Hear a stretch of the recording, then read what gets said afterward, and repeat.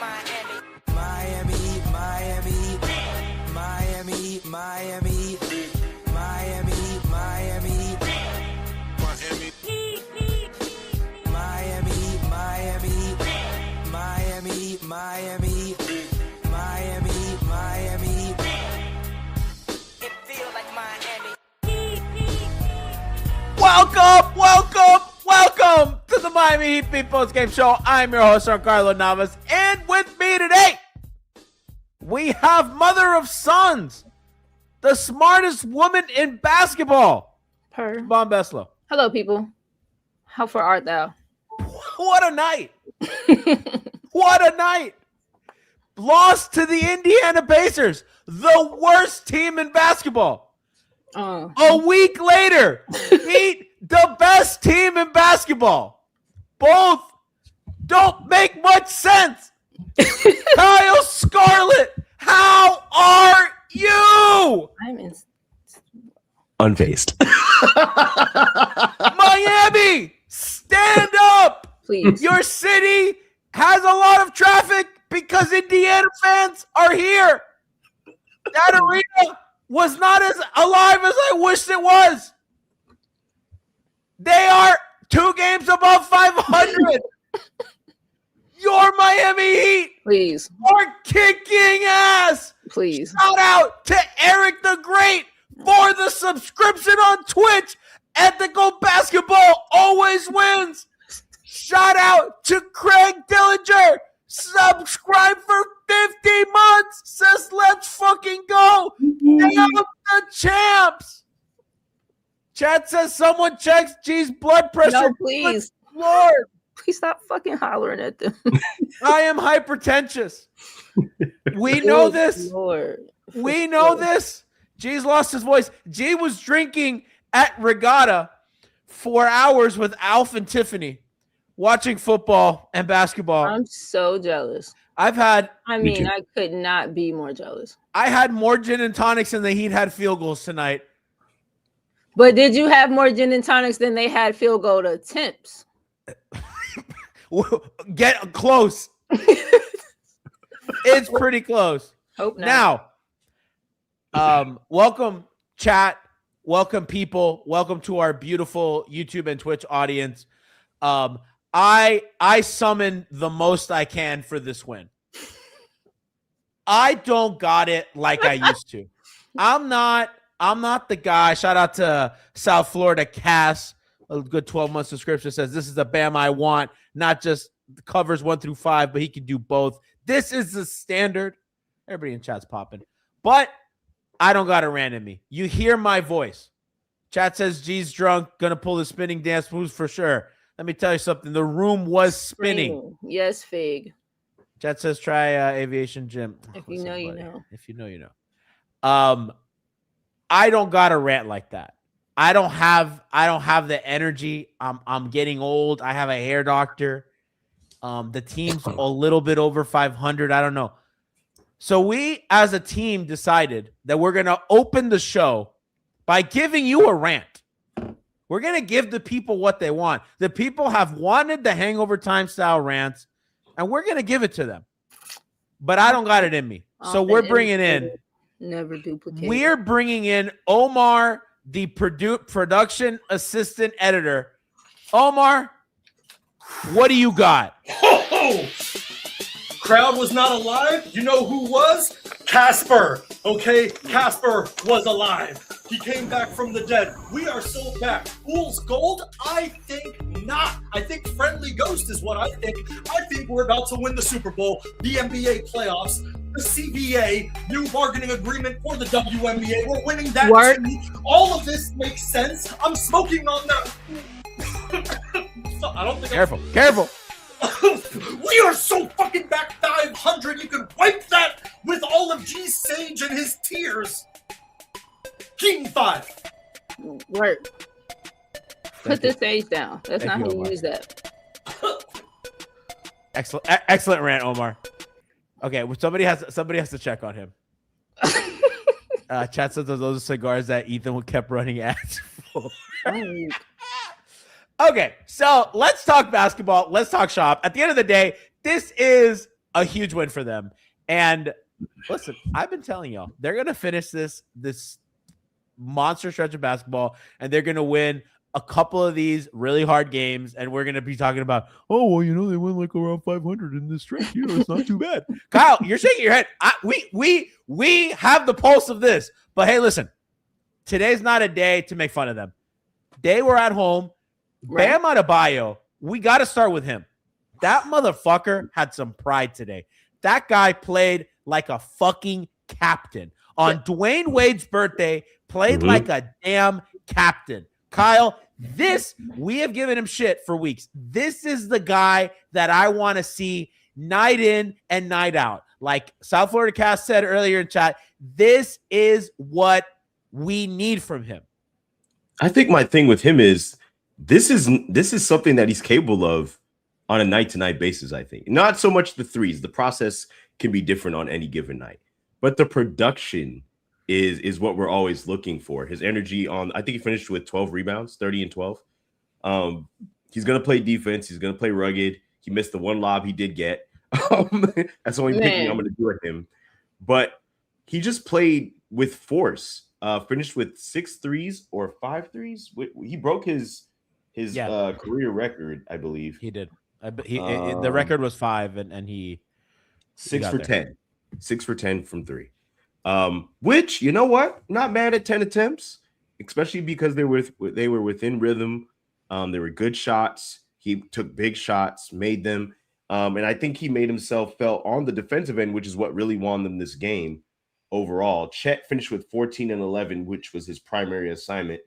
And he just really played good defense overall. But the offense is what really got them going. Now, is Bam going to average 30 for the rest of the year? I don't know. This season is weird.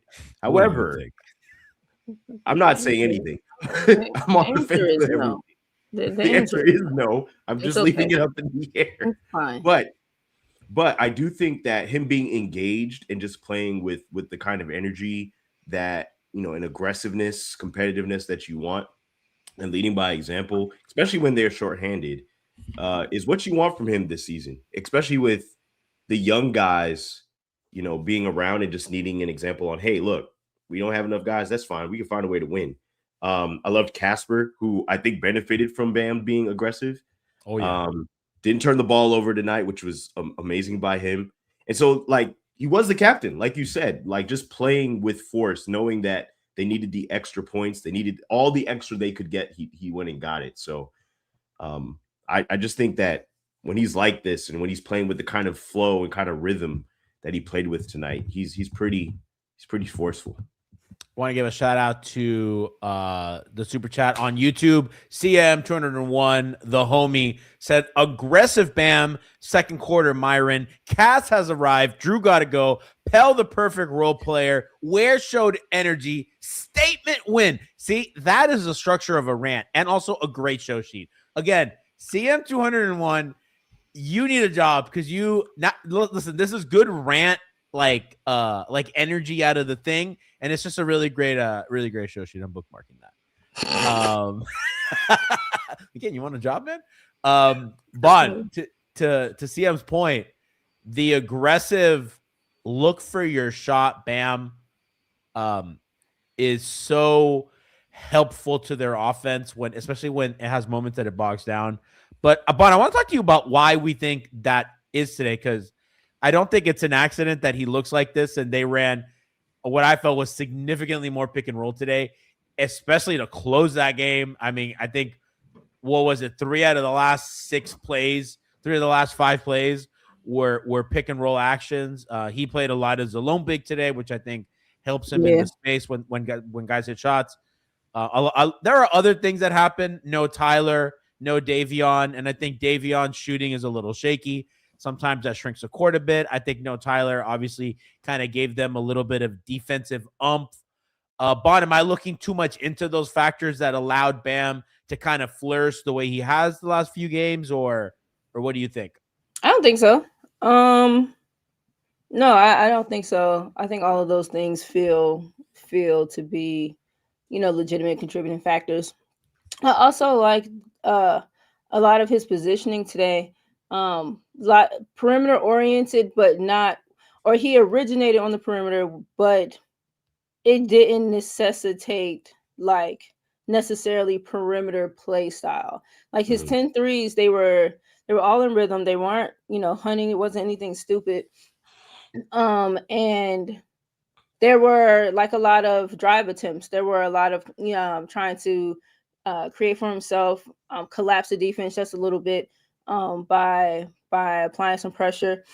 He started out kind of like in some of the areas where Spo's been having like Jaime originate off actions, and like Jaime's line drive is more streamlined, more controlled, whatever than Bam's, but just giving him that runway before he meets whatever opposition, and then once met, he does kind of have a bit of a collapsing effect.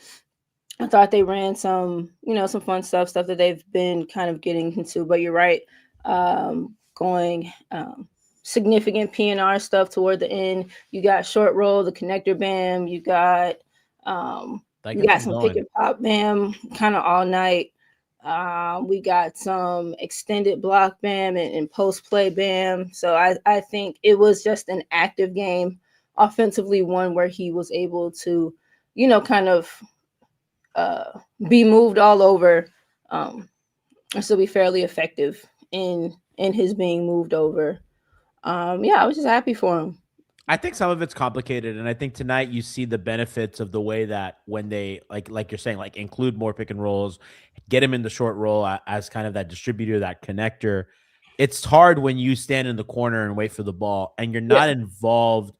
And I think some guys can do that, right? Like there are guys that can, I always think of Steve Novak is a good example of like, he'll just, that guy used to just stand around and wait for shots. Channing Frye, could be a guy back in the day that, and I don't think Bam's a non, I got to check. Omar, are you okay? What the kids, don't smoke sage. Don't smoke sage. Don't smoke sage. Don't smoke sage. Oh this sage is gonna smoke you. Kids don't. It's heat and 5. It's heat and 5. It's heat and 5. I see you struggling, and I'm like, are you big dog? Kyle's eyes are wide open. This is not a bit. This is not a bit. He was genuine. Get some water, sir. I can't move. Get some water. Get your girlfriend. Get some water. Get some water. Call her. Say, babe, come get this man some water. Is this how this? Don't do kids. Don't do that. Don't try this at home. When you smoke the sage, you inhale the demons that the sage is supposed to be. I know. I feel like I conjured something. Like I did a seance. Chat says it's safer than fentanyl. Oh my gosh. Well, sure.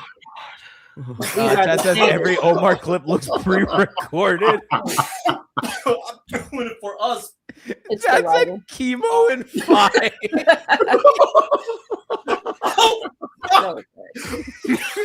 He's struggling for a minute. Okay, Omar, we're gonna check in with you. Go get some water. Go get. We're gonna check in with you in about 10 minutes. So get well. Poor baby. Okay, he's good. Yeah, he's got it. Okay. Chat's worried. I'm worried. Omar's gonna get water. We'll check in with him. This is not a bit. This is not a bit. You cannot just go smoking everything, guys. Things that burn and produce smoke don't mean you should smoke them. That's what white people think. Kyle's like, not me and mine. Not at all. I said he was going to end up on a trip to somewhere. Okay, I see he's going to get water. That's good. Chat says Omar got instant bad karma. Bond's right. You gotta like take it away. You gotta need to like push the spirits out. The fuck? Back to basketball. I'm so sorry. I just saw my man struggling, and I wanted to make sure he was okay. I don't think Bam is the kind of guys that can just not be involved in a play and then hit shots. And I think that it's tough because I do think the offense has been successful in that it's better than it was last season. And I believe in what they're doing. I do think they need more counters. So sprinkle in more pick and roll, maybe not be so extreme with it. And I think you need to find ways to get your best, your best player involved or your captain, your leader involved. And I think that this is a good way to do it. And I think part of that is he needs to hit shots. And I wonder sometimes if the shot hitting feeds the rest of the game, or if the rest of the game feeds a shot hitting. I imagine it's both, but it's hard to tell. Like, it's kind of a chicken or the egg with him. But I do believe that some of it's connected. And I think he'll have this game another time this season? Probably not. But man, I'm good with 21 and 10. With 38% on threes. I'm good with that, and 4 assists. I'm happy. Yeah, he's not a 3-and-D guy. Like, he's not a stand in the corner, wait until the really specific moments where I need your involvement and kind of deliver. He is someone that like has to be involved in kind of the rhythm, the structuring of an offensive possession, and you want him involved in it for whatever his finishing or whatever it is. His decision making usually is, above the standard, and I don't know. He just has the build in the structure, the stature of someone that you want to make sure stays involved in a possession, even if it's not for him to finish the play. But yeah, there's so many like little feel things that you need to make sure that you keep him engaged with, so that you don't just have lapses of time without his involvement. And then stuff like that can bleed into defensively. And then to the point about, does the shot making feed his game? Does his game feed the shot making? I genuinely feel like it's a thing that works almost like equally in both directions for him.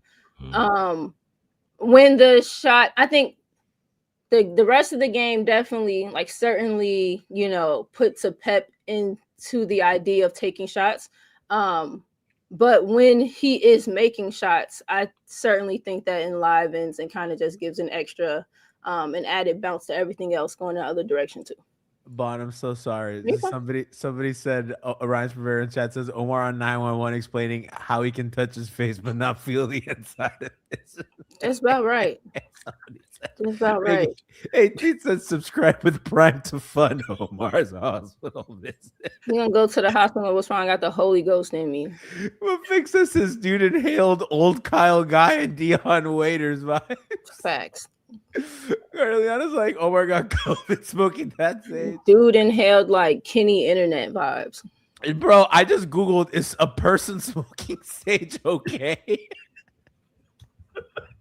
Not unless you're a fucking like shaman and doing something ceremonial. Can somebody get Kyrie Irving on the line? I need some answers. They're my people.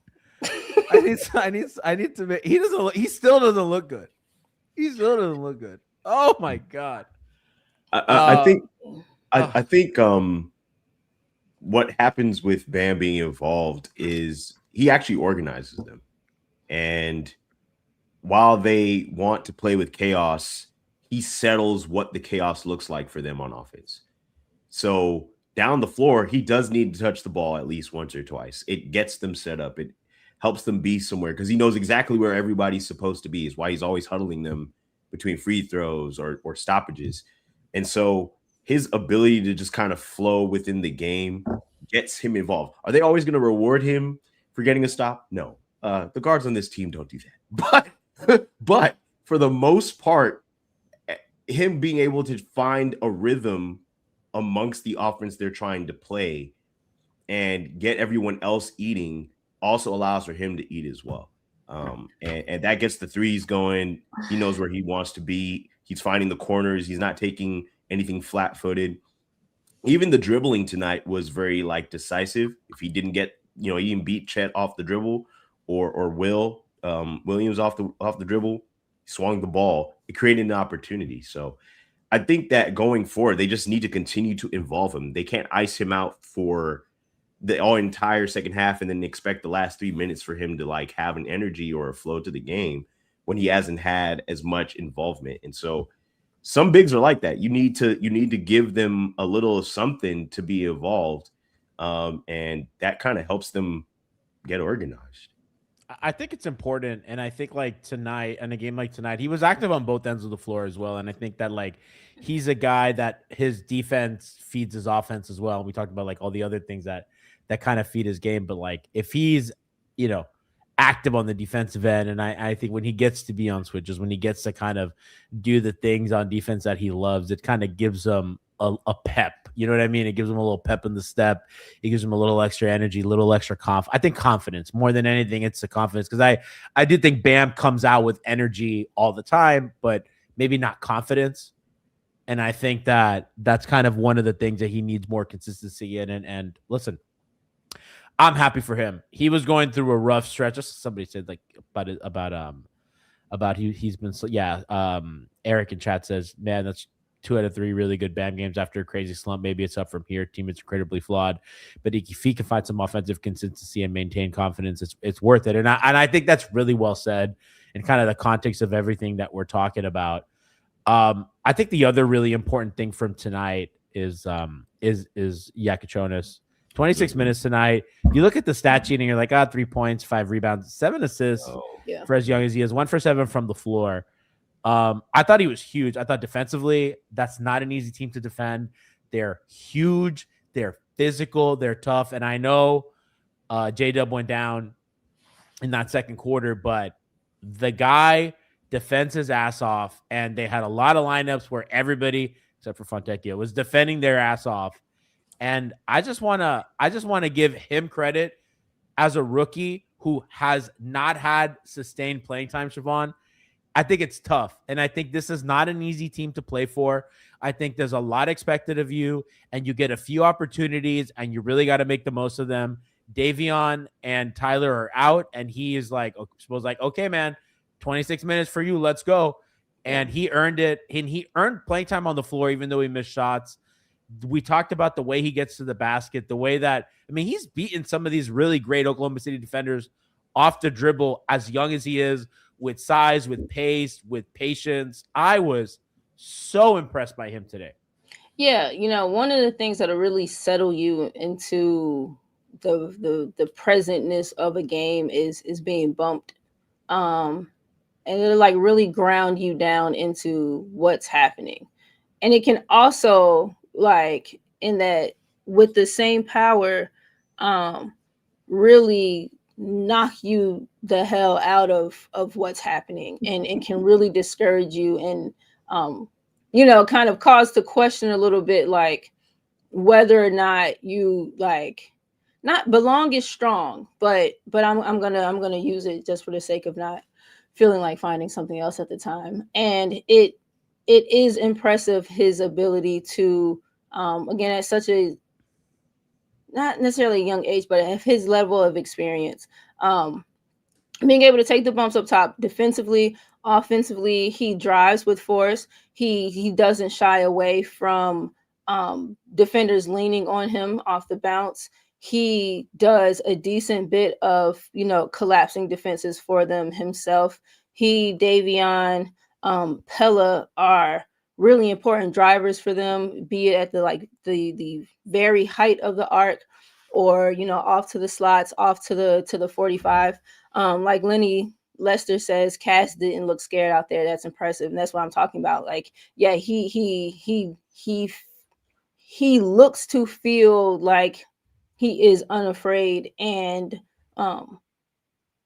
just feels like he's in a good spot. Like, he's in a good place. He can play with these guys. He can bang with these guys. He can get to his passes. He can, shot poorly, but you know how I feel about poor shooting nights for the most part. And yeah, I'm with you in that he deserves, some love for, I don't know, just feeling steady.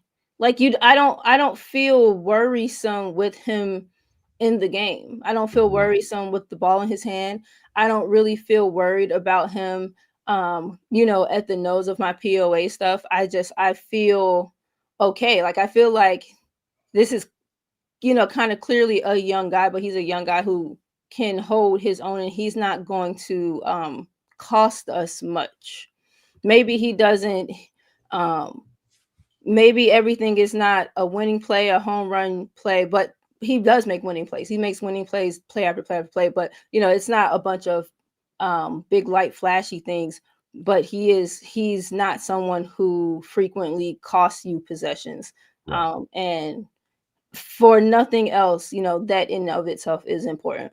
I agree, and I see people in chats. Bronx Jokers, long time chatter says, "I need Cass to improve on finishing the drive. That will come with more experience." I actually think that I don't know how you guys feel. You guys are more like knowledgeable about the mechanics of the sport.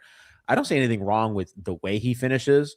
I think he had a whatever game today, but I don't see. I actually am very confident that he'll be a good finisher. I think that with his size and the way that he approaches it, it doesn't look like it doesn't feel like he's a Bam where he has no touch or like he has two left hands or something. I feel like it looks like he has good hands and that'll just come naturally. Yeah, the thing about like driving and playing physical, like once you get to the cup, the part that comes with the experience is how to play it off the glass, because you're riding like the momentum and the force of being bumped into like the touch and all the English and all of that. But yeah, that comes. Yeah, I'm really confident in that. And I I have documentally been exceptionally hard on him. From before he put on the Heat jersey, I was hard on him. I was hard on him from draft time. And once he was drafted, I'm like, okay, well, I need to see him play. And I had my questions. I do think my frustration early on was him just not having an opportunity to play. And in the minutes that he has played over the last few games, I like his soundness, if that makes sense. Like he just seems sound with the ball.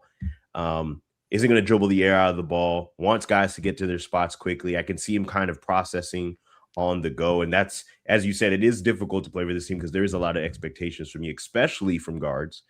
And yes, according to Poulter, yes. Yeah, I have. Yeah, I did doubt him. And I said, look, if he's going to be here, I would love to see him get a fair shake. I would love to see him get the opportunities to get a rhythm, to play, to figure things out. I think with point guards, especially guys who are more playmaking focused, they're going to need the reps. And he didn't turn the ball over tonight, which I think is beautiful. I think he cleaned up a lot of what he was asked to clean up so that he could play substantial minutes. And the 7 assists to me are not by accident. They are purposeful 7 assists. And he talked about it.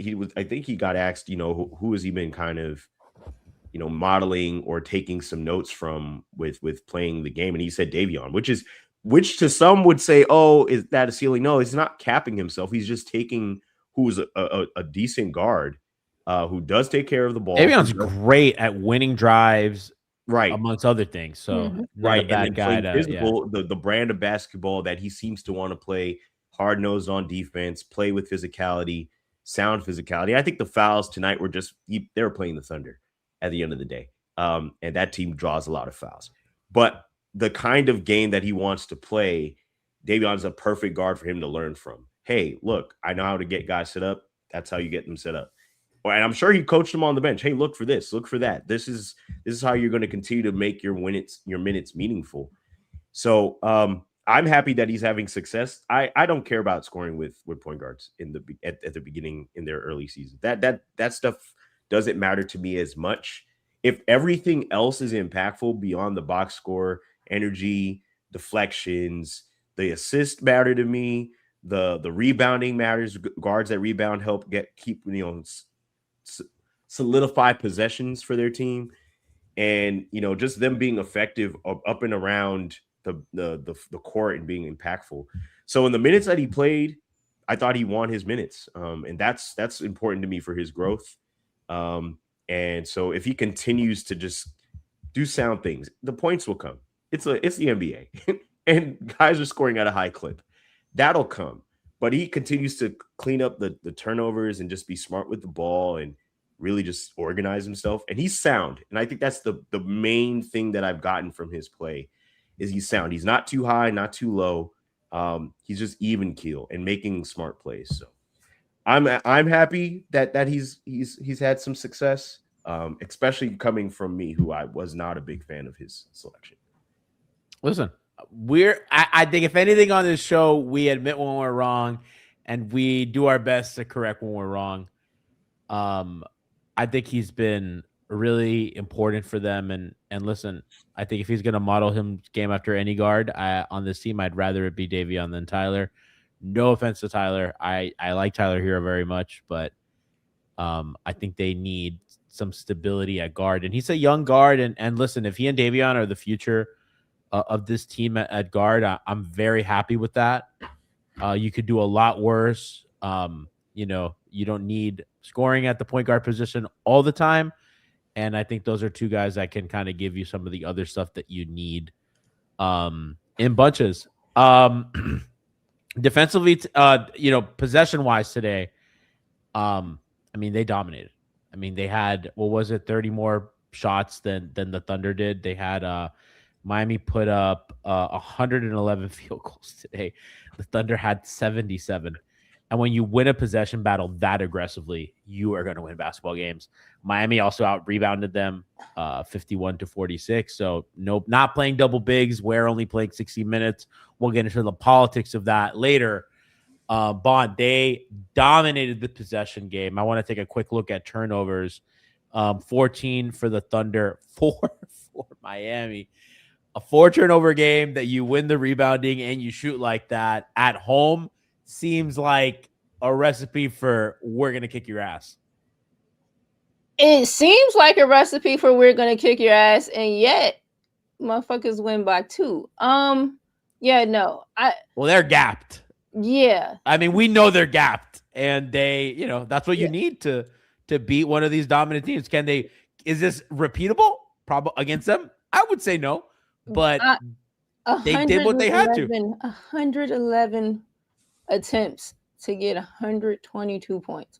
No, that is insane. That is so something to me. My thing with this team always, as it's been this season, is what happens when the possession count dwindles, what happens when the game slows, when the physicality is allowed to set in, when your half-court offense has to be worth something. And if they're going to continue to just get 111 attempts on goal every game, then maybe we're fine and we don't have shit to worry about. But I don't think that that's realistic. OKC shot 55% from the floor, 42 on 77. I am now to have 111 attempts and only have 4 turnovers. That moves me. I feel really good about that. I genuinely don't know what to take from taking 111 shots. It's kind of like their philosophy, right? Their whole identity this season has been we are going to play as fucking fast as we can. And they figure get them up. We're going to give ourselves as many cracks at the apple as possible. And I think this is a good example of, okay, we're going to make it work. And the arcade game, the basketball arcade game. And yeah. Motherfuckers will try to be real and shoot shit one at a time, and then you have people who just take one ball. Yeah, just that. Just as the balls come, just one at a time, one in a hand, something like that. That's I want to make fun of them, but that's the entire principle in which this offensive system is built. So it's they got it. You know what I mean? They did it. My thing with that is possessions, right? We talked about it. That the more cracks that you get at it, it's a professional team. At the end of the day, you're going to get opportunities to score. I do think, Bon, I'm not sure that this is exactly what your intention was, but 111 shots to have 122 points is something. And I'm could have been a little more efficient, but. I'm not going to nitpick. No, yes, but that is my entire point. Because that is a little concerning. That's tonight to me, and I guess the reason that some of it is we weren't on it or feeling it so much is tonight's game felt anomaly-ish, right? Typically you don't win a game when you shoot 36.9%. That is kind of They won? How did that happen? They did shoot 40% from three, so that does help that. But that means of the 41 shots they took, you're expecting, which is why, to your point, G, is it repeatable?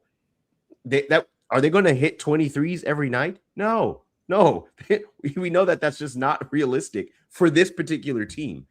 But season like this and nights like this, wins like this, you're just going to take it, right? It doesn't have to be pretty. You want a W. You want to get the best. You want to give the best shot to the champs because that's who they are. They are the ones with not much to prove or anything to prove, in my opinion. They've already done it. And so you give them your best shot. I mean, if we just look at the starting lineup, with the exception of Casper, Larson took 15 shots, Wiggins took 15 shots, Bam took 22, Norman took 15.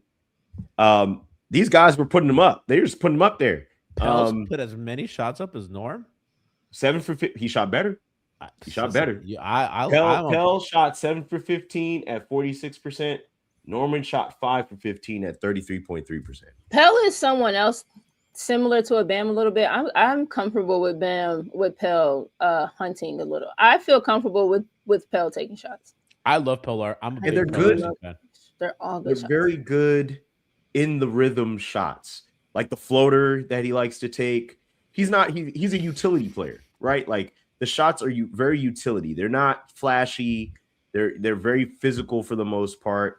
The 3-ball comes here and there, and he'll take that occasionally, but he's starting to make it. And so when he fakes, he's giving himself a lane to the basket. And we saw him tonight finish at the rim a couple of times where he was able to use some of that athleticism. And so speaking of athleticism, small sidebar, Myron Gardner came out and was a massive spark plug for them. He's the reason they won the game. I fully agree. That's crazy. No, he changed the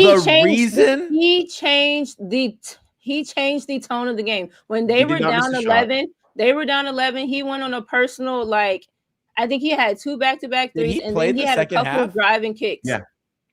The whole reason may be a little hyperbolic, but he was pivotal in why they won the game tonight. Mm-hmm. His energy.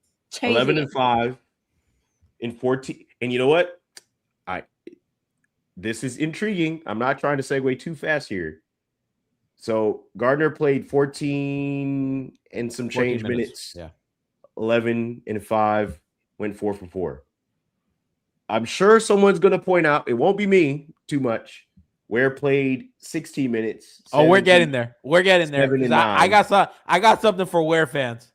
And so the thought process here is going to be, Gardner came in and swapped the game. He flipped it on its head and gave them energy. Hit the 2 threes, and was able to just play with physicality. He comes in and he just really hustles. He plays like he played for a contract. Let's put it that way. He plays hungry. I need food on the table. Like I need to afford my rent. I'm gonna play every minute like they're paying me, because they are. But at the end of the day, he really did flip the game on its head, and I think his energy really translated to the rest of the team. Byron gave him 2 threes in the second. Great defense, and turned the side of CM 200. Yeah, that really turned the whole game around. And that's kind of what you want from the bench. You want them to give a spark plug to your second unit and really just give you something. Give them something. A deflection, a steal, something. Give them something. And that's what he was able to do. Drew Smith was Drew Smith. I have aught with him, but that's a different day's conversation. I imagine he's going to be on Did You Work on That Shot? Probably. Jovic did not play as big as I wanted him tonight, but he was decent in his minutes. Shot 1 for 7, had 3 points, 2 assists, 1 rebound. And then Fontecchio, which I don't know how many Italian puns I can take from E. Reed, but he needs to stop. I don't want. And by the way, Eric, I love Eric Reed. I love Eric Reed. I think Eric Reed is a top 5 member of the Heat organization ever. I think Eric. I'll put Eric Reed over Pat Riley. That's how highly I think of Eric Reed. I don't want the fucking Bellissimo anymore. And Eric, I love you, dog. I love you. I just said that to me, that arena should be named after you, not Pat Riley. But say the fucking word right. If we're gonna pronounce foreign words, let's get it right. Get Tony Fiorentino, whatever you need, get it right. I'm not having my people's language butchered. Let's come on. We can do better. Ask Fontecchio. And it's Fontecchio. It's not Fontecchio. Like if you're saying ricotta, then I don't think you should be saying Italian things. If you're saying mozzarella, like we gotta come on. If you're saying pistachio, mortadella, like I don't want that. And it's fine if you guys say it. Regular people, but like if you're gonna push an Italian bit, then fucking commit to the fucking bit. Work. Okay? And if you're at Il Gabbiano, that place sucks. You better not eat there. Overpriced as hell. I fucking hate that place.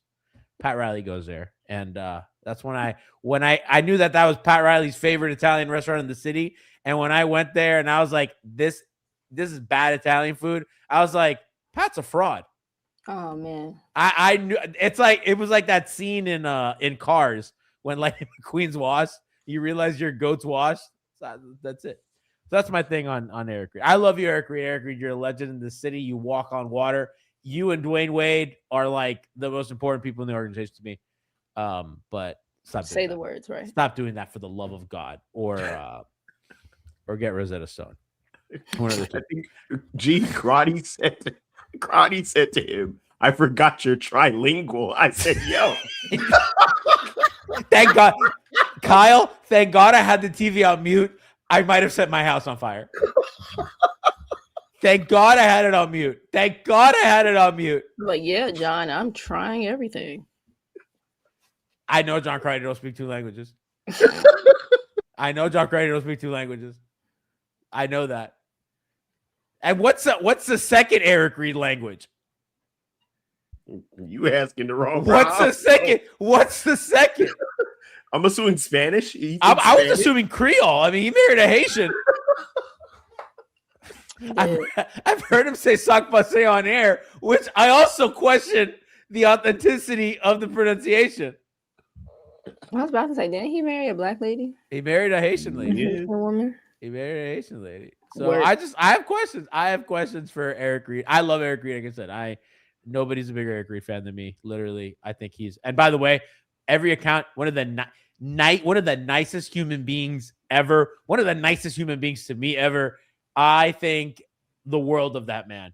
And he's the greatest. So it's all in good fun, Eric. We love you. Let's talk. I want to close the show before we get into do you work on that shot? Let's get into the elephant in the room, the 7-foot elephant in the room. This is Kel'el Ware. A lot has been said lately about Kel'el Ware. I thought Eric Spoelstra had some pretty unprofessional comments about Ware last game, and I'm going to read them now. Spo said after who did they lose to the other day? It was Boston. And he says, I get it with young players. This is Eric Spoelstra. I get it with young players. Sometimes you subconsciously play poorly to say, hey, I'll play poorly until you give me the minutes I think I deserve. That's not how that works. End quote. I thought that was an insane thing to say. What the what? I love Eric. You did this. This is your fault. I'm blaming you. You got any sage? It pisses me off. Because what type of Jedi mind trick, garbagey, what the hell is that? What kind of statement is that to make about your second year player? In that it's a soundbite. People are gonna soundbite it. He's been in this league too long to make those kinds of comments. Just kind of like, oh, well, he's gonna just play bad. So that's ridiculous. And then you have two guys who have been in the trenches with you say, Spo, what the hell are you talking about? Who said that? Both UD and D Wade. Okay, were so like, I was gonna get to. So I wanted to read Kel'el's comments. His response today. He said, honestly, I'm not gonna lie.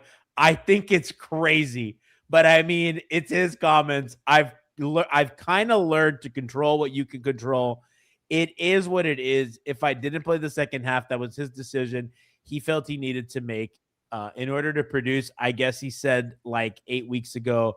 I would say if I had I'm sorry, that doesn't make sense. In order to produce, I guess like he said 8 weeks ago, I would say I need minutes 8 weeks ago. I think that's out of pocket about your coach as well, which clearly that doesn't happen very often. And I'm like, what are we the Kings? No. What the fuck is going on? And then the Dwayne comment, Dwayne said on Dwayne and Udonis were on the Amazon Prime show. And Dwayne says, I don't think the kid is intentionally or subconsciously trying to play bad or sabotage his minutes. He was playing so well early on, but I do agree with Spo on stacking the days. Udonis said, this makes no sense if that's the case, but what I will tell Kel'el and any young basketball player is there's going to be so many things that go out of your control. The whole thing is weird. Spo then said today, I didn't mean it that way, which I think we all know if you hurt someone's feelings. Kyle, if you say something to your wife that hurts her and you just go the next day, well, babe, I didn't mean it that way. The wife that I have would be, no, the hell, you meant what you said. Spo said, I didn't articulate that in a great way, and that wasn't felt fair to Kel'el Ware. Bond, please take the floor. I have nothing. Jack goes, Spo hates him. I have nothing productive to say. I gotta be honest with you. At this point, maybe he does. He actually might. No. Like Bond, for the first time, I'm like, maybe he just doesn't like him. No. So like I have been avoiding the whole thing. Like I've avoided a lot online. I'm so disconnected. God bless you. That is crazy to say about Kel'el. About any young player who has like, it's not like Kel'el has been. I don't know. He's not just been shit. Like he's good. He plays a difficult position in the toughest league to play this game in. And in year 2. He's year 2. He's still lanky and like trying to control like all of his extremities. Oh man, sometimes you just play bad to prove a point. Damn, Spo. And then to your point about like what Kel'el said was out of pocket, I don't think so. Like honestly, to say, you know, to be honest, that was kind of crazy. Like that's how I feel. I'm not disrespecting Spo for having his opinion or whatever. I don't blame him, by the way. Bro, like my feelings a little hurt. Like no, I'm not like oof. Yeah, that was a little nuts. It's just. It's so unlike Eric. Well, and you know what? I said this online, and I do feel like some of it has impact. He's had a lot happen in the last few years. Of course. And this year, within this year, he had something substantial happen. Yep. And so trying to keep it professional, and then saying also, he lost his marbles. I think he's on edge. I do think he's on edge, right? Like there's this expectation. There's this. First off, I don't want to go too far out the room here, but they got smacked in the playoffs. They got smacked, like God smacked. Like they weren't close. When nothing close about that series. He comes in and wants to reinvent things. And the first few weeks of the season, everybody's like, woohoo! Spoelstra of the year. And then it tails off. And when things go wrong, most coaches are looking for what's the tying point? What makes this happen?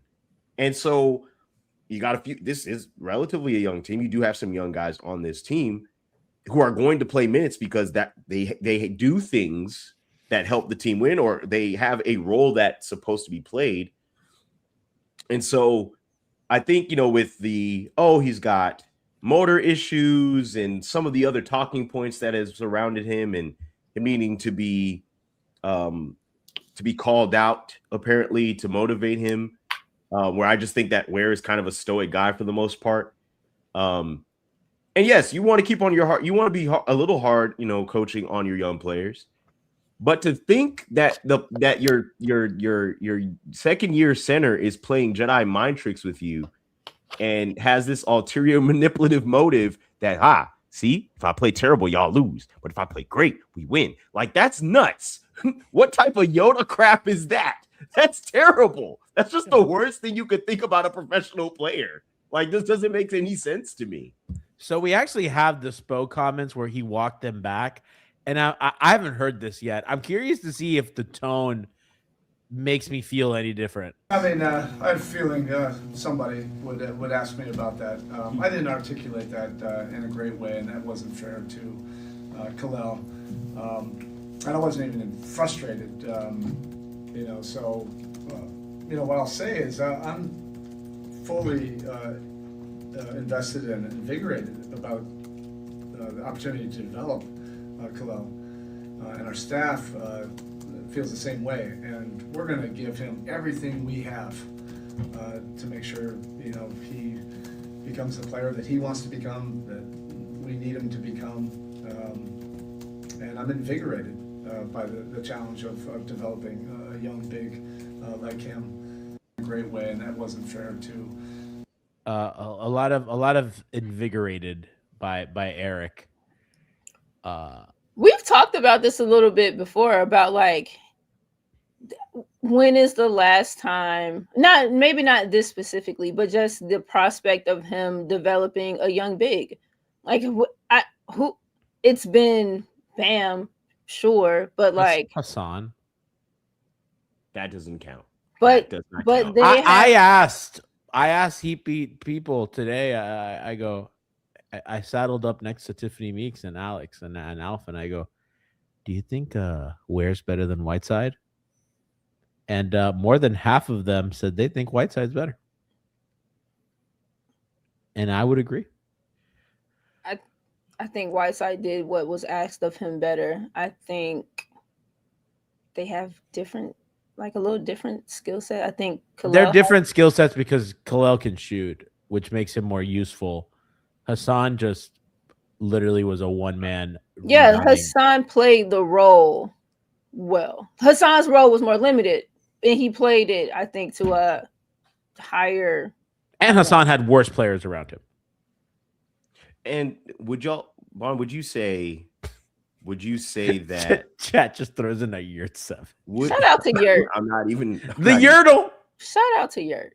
Where is he? I'm on it. Would you say because there is ceiling things like questions like, oh, what is his ceiling? Which is typically what coaches, what scouts do with young players. Oh, this is his ceiling. This is the floor kind of situation. And because there's so much he's being asked to kind of do, he's also kind of being hidden in some areas defensively. But also he can shoot the ball. And also, yes, he can rebound. But also, yes, he can block shots. There's all these little stuff that you're like, oh, well, there's possibility here. Is the aspect of possibility make it more difficult to go, well, I expect this much from him in year 2 versus like, oh, I know what I would like to see him do because their potential is there, but I'm maybe accelerating. I want to accelerate. If maybe I'm wrong, it feels like there's an acceleration for him to be the finished product year 2, whereas he should just be trying to come into that versus like, oh, I need him to do everything that Bam is doing, which is kind of crazy. I just think that those two guys are different in processing, right? Like, yeah, I disagree that the ask is to do what Bam is doing. I think if there is an acceleration of anything, it is because we do need to see if the Bam Kel'el thing works and to what degree, how long, in what ways. And so the prospect of the two of them is dependent on Kel'el being able to do the other things that maybe a Hassan doesn't do, and also that a Bam wasn't doing up until this season. And to be true, I'm not in their practices. I don't know what Spo was asking Kel'el, but to be fair, in my opinion, he's not really being asked to do quote unquote too much. It is just he's being asked to do things like, he's being asked to, defend the basket. He is being asked to comport himself well and drop. He is being asked to hit shots. But I don't think that there is this maybe unnatural acceleration of what he's been asked to do.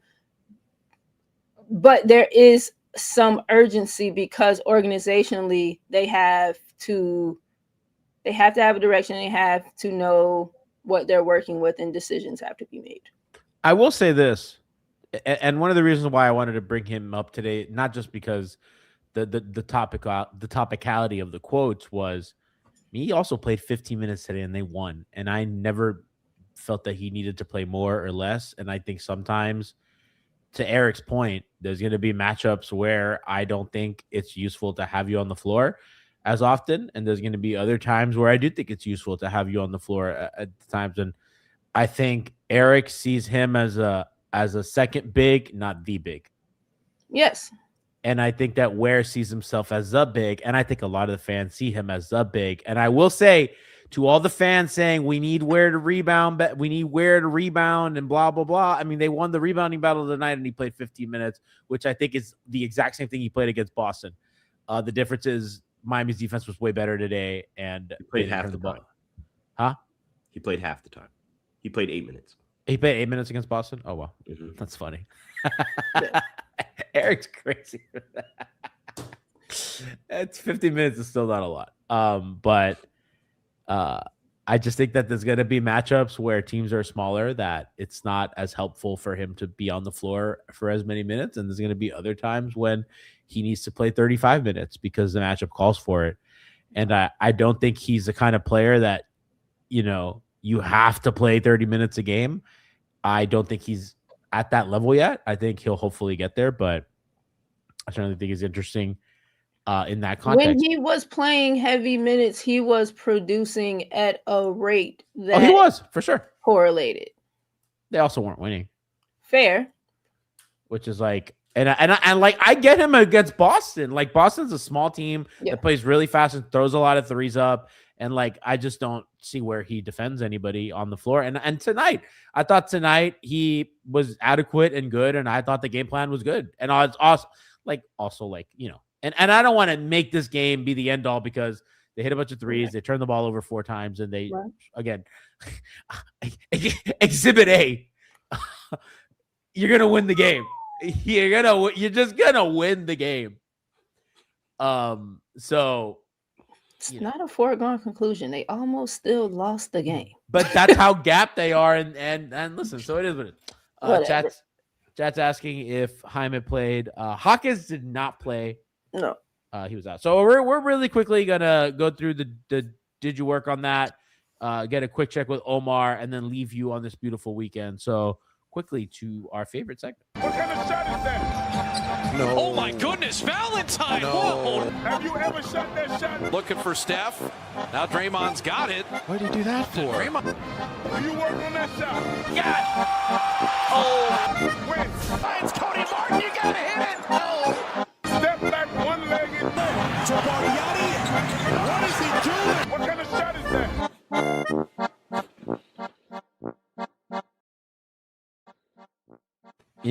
I'm at the point that I'm singing along with the imaging. I'm like, dude, I love it. All right, of course, and I called it the Drew Smith. Why does StreamYard do this? Okay. I'm so sick of StreamYard. I apparently I don't. I gotta be honest with you. We use StreamYard. I'm fucking sick and tired of it. Somebody make a competitor. I want to get off this ride. I want to fucking get off this ride. Make a product that works. Oh man. Sick and tired of this shit. All right, Drew Smith. Drew Smith is in the corner, wide open, airballed side of the net. Just that one was bad. Bon, you're squinting. You're looking. You don't. I couldn't locate him. He's in the corner. Boom. Pump fake. Oh yeah. Just spectacular air ball. Such Yeah. confidence. And here we go. We have Wallace for the Thunder. What's going on there? Was that a foul? Right. Was that a push He shot? thought it was a foul. He certainly did, and he just put it over there. That's what happens when you're used to getting those kinds of calls. Yeah, he just threw that up. Very well. All right, Omar, we're checking in with you again. How you feeling? Listen, I see you guys in the chat asking about me. I'll be fine. I don't think I'm gonna die, but in case I do, I just want to say Pele Larson is the future. Right. Have you had water, sir? Have you had water? Brother, Don't do it. Don't do it. Put it down. Put it down. Put it down. Put it down.